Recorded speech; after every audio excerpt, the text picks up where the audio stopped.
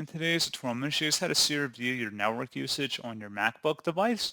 So this should hopefully be a pretty straightforward process here, guys. And without further ado, let's go ahead and jump straight into it. So all I have to do is select the Go tab up in the menu bar, and then go down and select Utilities.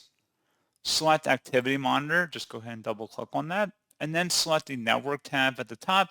This should give you a breakdown of bytes sent and received, as well as sent and received packets here too. And you can just scroll through and then locate one specifically for the processes you have in question. And that's pretty much it. So as always, thank you guys for watching this brief tutorial. I do hope that I was able to help you out, and I do look forward to catching you all in the next tutorial. Goodbye.